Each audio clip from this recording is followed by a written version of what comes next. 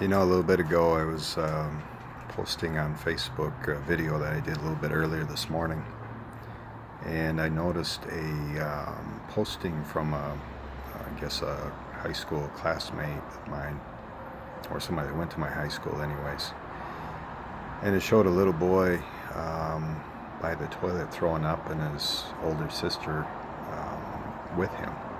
He's like 4 years old according to the article. And everybody has their opinions about, seeing things like that, and it hits you. If it doesn't affect you, I mean, that's kind of sad. But it probably affects me in a different way than it does most, seeing things from the eyes of God, which is I see it with a real sadness of the disbelief, of the ignorance and the stupidity that we believe in, and how we get up into it and run with it. And to bring the pandemic and the vaccine that they're trying to come up with and put into our bodies, it just supports it even more. And what I mean by that is the reason why this kid is the way he is, it shouldn't be that way, because over 100 years ago, there really wasn't cancer. There was no such thing as diabetes. Obesity was very rare. And all these things are extremely prevalent today, and we see story after story of kids like that. The University of Iowa has their child cancer treatment place, and it's sad. All of it's sad. But the point is that we create this problem for ourselves because we don't look and pay attention to what they're doing. Because this world, it's under the control of Satan. It's getting more and more dangerous every day, with riots and with all these things going on that they're pushing. And the food that they feed us and the things they put in the water and the cell phone towers and all the radioactivity stuff going on around us, everything. All of it, flyovers by the planes, and they're dropping whatever out of the planes. It's all designed to make us sick and kill us. And we're too blind to see it. And instead, we promote a lot of the food like it's something good for us. Like man can do a better job of making food than what God created for us in the first place, and it makes no sense to me. And if God wanted us doing all these vaccines and everything, then they would make us live longer and they'd make us healthier and not sicker. But instead, all the food that we're eating and all the flu shots we take and all the vaccines and everything that we're putting in our body, we're getting sicker and sicker and sicker as a whole. And the few of us that refuse to do it, like myself and my family, that remains very healthy, everybody looks at you and thinks you're an oddball, and actually are calling for us to have to get the vaccines because they don't want to get sick from us. Now the question remains, going back to stupidity, is if I get a virus and you have a flu shot or a virus shot, a vaccine against it, how are you going to get it if it's supposed to work? Makes no sense to me. And if you get it, then why would you take the vaccine shot in the first place? It makes no sense. Your arguments and your theories make no sense, but you believe the lie and you keep following it. And I don't get it. And as soon as this vaccine comes out for this virus, the COVID-19 virus, most of you are going to line up and get it. And you're going to make yourself sicker because it's going to be full of all kinds of trash, just like every other vaccine that they have in the marketplace today. And then we'll see even more people dying from the next round of the COVID because they just made you sicker.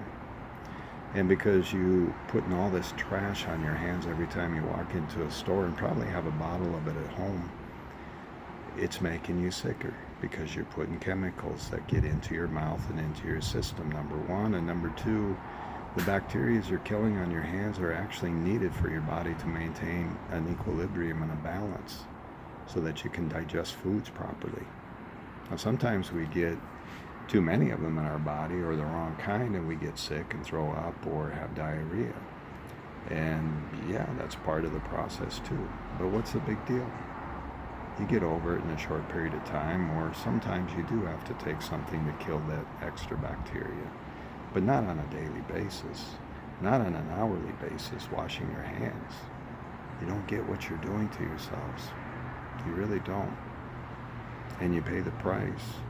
And I see it. I see it in my own family. I see it in friends. I see it all over the place. I see the different posts on Facebook about things. And it makes no sense.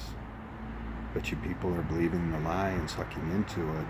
And that's why we're having all these problems. And the financial fallout from all this is going to be huge. And it's all planned. It's all part of the big plan. All of it. You think it's ironic that we had these people coming from Central America to the border to cross with all the problems with that? And then we have this virus, and we have the lockdowns, which is causing all the financial problems. And all of a sudden, out of the blue, we have riots because of Black Lives Matters, which we've had prejudice for forever. Why all of a sudden now? And why is it okay for them to do the riots and the protesting and stuff, but nobody can go out and say a word about anything else, or we have to social distance? I guess they're immune to it or something, I don't know. Maybe there's something I don't know, but I don't get it, because our health is going down big time. You can't argue with the statistics. Obesity is up to over 50% of the people in the U.S. Where I live in Mexico, it's even worse, supposedly, and I agree it is.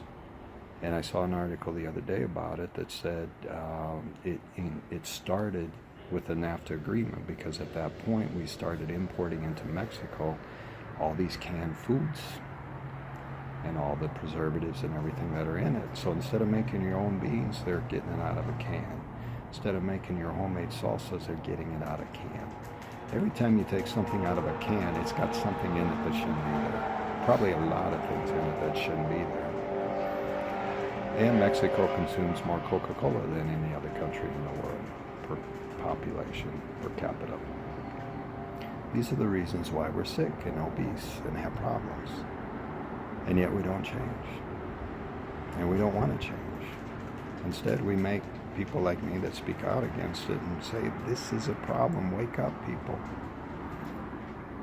You attack us and make us to be the bad one, and it's not right. Justice and righteousness are the foundation of the throne of God, and if you truly walk with God, you have to speak righteousness and justice, and you have to speak out when it's time to speak out.